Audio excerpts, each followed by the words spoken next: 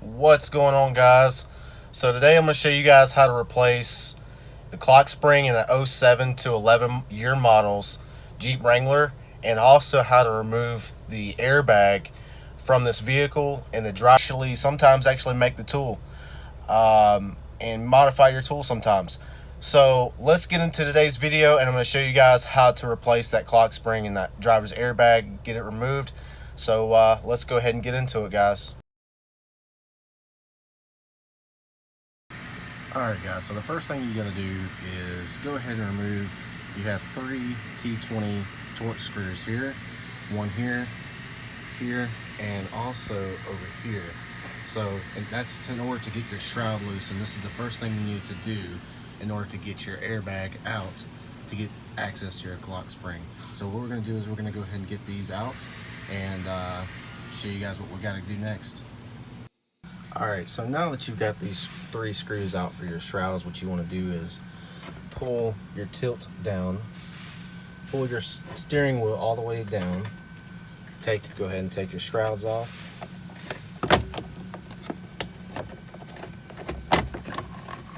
remove your top shroud, set it to the side, and you're going to get your bottom off. You have to be careful with this on the keyhole and the ignition. So we're going to go ahead and take this off and show you guys on the next step what you have to do to remove this here airbag. Alright guys, so what you'll see after removing the top and bottom shrouds for your steering column, you'll see access holes at the back of your steering shroud here. One, and if you rotate your steering wheel, you'll see another. And what you'll actually have is 3 tabs on one here and one up here and then one on the other side as well. And what you'll need is a 90-degree screwdriver. This one actually was handmade. This is just a cheap Harbor Freight screwdriver I had to make for this specific reason, to remove these airbags to get them off the steering wheel. There's 3 dabs, and I'm going to show you guys what I'm talking about when I get the steering wheel out. But we'll go ahead and show you guys how to get it out here in just a minute. It's a little difficult to do this while filming. I need 2 hands.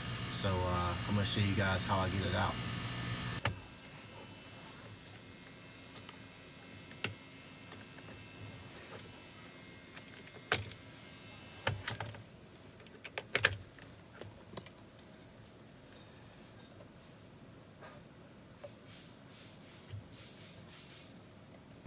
Alright guys, so what you'll see here is you've got your 2 squibs. What these are connectors. What these are called is usually squibs. You'll have your 13mm bolt. In order to access and remove the Clockspring, you got to take this off, and you'll have to pull the steering wheel and get it completely removed. You will have to disconnect your electrical connector. Want to make sure that your steering wheel and wheel is 100% straight, as close as you can get it when you remove your steering wheel. Otherwise, your Clockspring is going to be out of whack, and it's got to be straight when this goes back together. Otherwise, again, like I said, it's going to be throw everything off. Your alignment, everything's going to be off. So once you have these removed from the back of your airbag, and again, what I was talking about with the dabs, you have 3 tabs here, 1, 2, and 3 here. So when you usually remove these with your screwdriver, you'll have to get in back of your access holes. So when you see your access hole, there's a tab here, and these tabs lock in over this here. So in order to remove them, what usually I'll do is come from the back and pry. You'll have to pry up with your screwdriver, essentially pry up. So you're prying up that dab, what's called a dab. You have to release these off to get them off of this lock here. So that's what's going to hold a lot of people up. And usually I'll have my section right here because of the cutout in the steering wheel here. That way I can easily pry, and I leave my tilt all the way released, leave it loose. That way it can be all the way up, and I have plenty enough access. I can bend my screwdriver to access these dabs here. So let's go ahead and get the steering wheel removed and show you guys how to get that Clockspring off.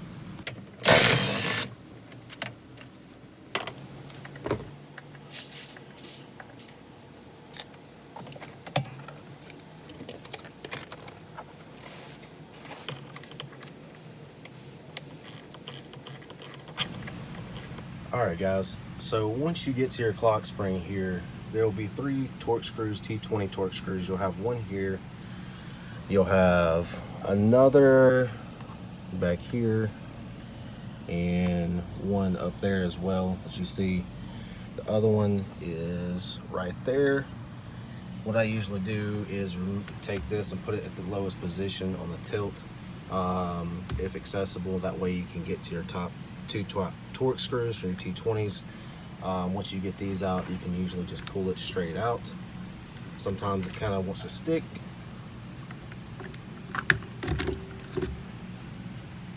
Pull it down and start disconnecting your connectors. Usually you shouldn't have to worry about these. There's only one spot these can go in, so you can't mess these up. So let's go ahead and get this out and show you guys how to remove and swap over these to your new Clockspring, your multifunction wiper park switches.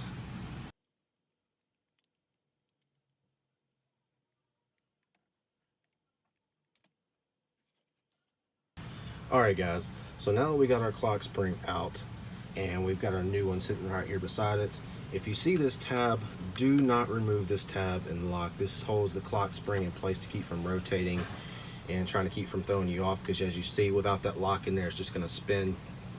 Again, if this right here spins and you remove this tab, it will throw your Clockspring degrees off. It can throw it off any certain direction that you move it. So if you want to mark it when you go to remove these, or if you don't have the lock, if you want to put a piece of tape or a zip tie or whatever you got to do, if you're not replacing these, and you just have to remove these out. So but let's go ahead and show you guys how I switch these over. You got 2 screws, Phillips head screws, one here and one on the other side, and right there. So then you just have to run your wires over the top of the new one as seen here.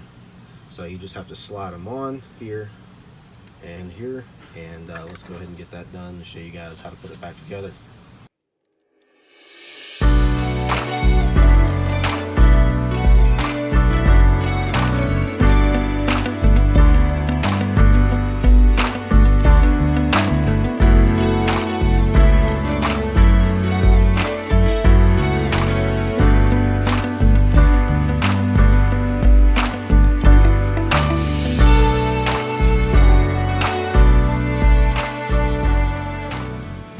So we pretty much got our Clockspring back in, bolted back up now.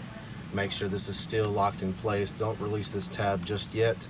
Keep this in place until the final step, and I'll show you guys what I'm talking about with this and why. You want to keep these together. This is going to be ran through your steering wheel. You'll see what that means in a minute. Make sure everything is going to be set in place here. Make sure your wires are going to be tucked in the back. Has a little special routing spot here, so make sure you route your wires correctly.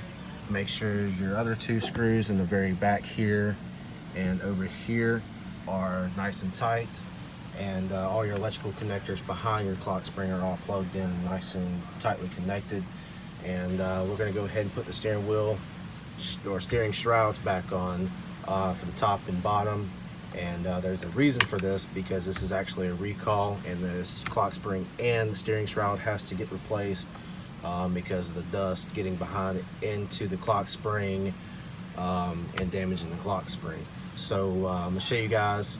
We'll get the new steering shrouds put back on, and then we'll get the steering wheel put back on, and we'll show you guys from there and show you guys what's up.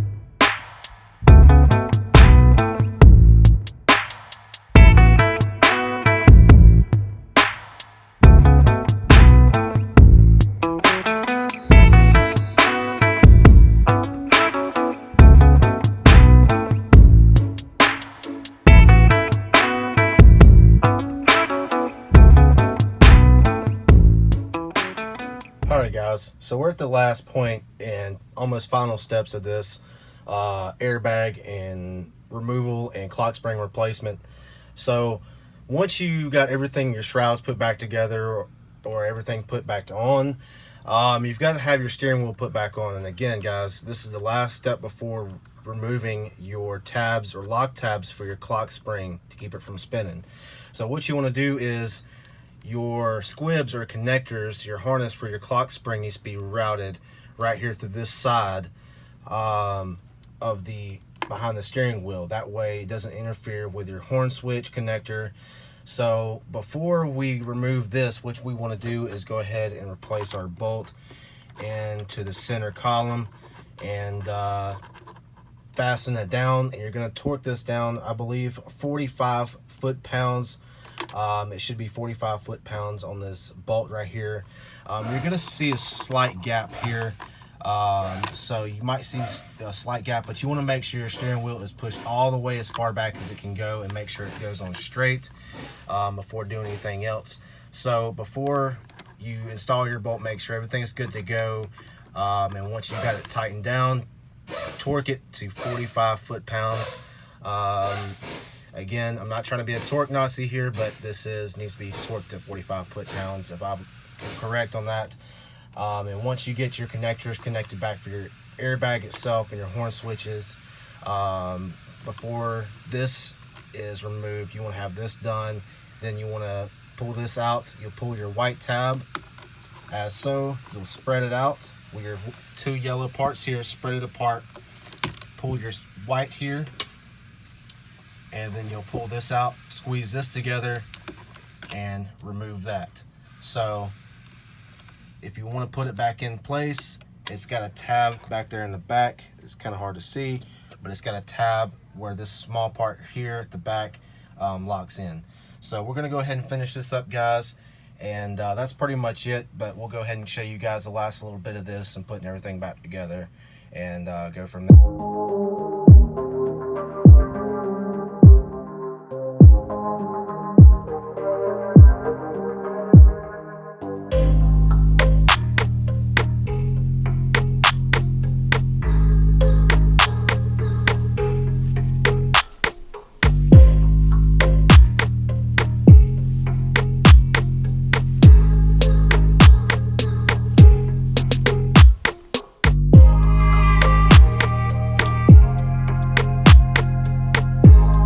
Alright guys, so that's pretty much it on replacing the clock spring on an 07 to 11 Jeep Wrangler, and also a little bit of how to remove the airbag itself and getting that whole assembly out. I can show you guys a little bit better, but it's really hard to film that and show you guys exactly what you got to do to get it. But in all honesty guys, it's really hard to get to. But you will need, like I said, I use that 90-degree screwdriver that I've actually made myself and had to actually just use a little cheap screwdriver, which is that kind of stuff is what's good for like Harbor Freight and stuff like that. But again, that is how you have to remove it. Now when you replace those shrouds, this is a clock spring recall. They updated the shrouds a little bit, and I could have shown you guys what actually changed, but there's a little lip on the steering shrouds. So you'll have to, it makes it much more difficult to try to remove the clock spring or get the airbag itself out. So you guys will see that maybe if you ever run into that problem, or if you ever mess something up and you have to go back in it. But that's all the time I got for you guys on this one. I appreciate everybody watching. Make sure you guys subscribe down below. Make sure you guys like, comment, share, whatever you guys want to do. Thumbs up. Appreciate everybody watching. We'll see you guys in the next one. Till next time, guys. Keep on wrenching. Oh, yeah. Ever heard about the bad blood story took place in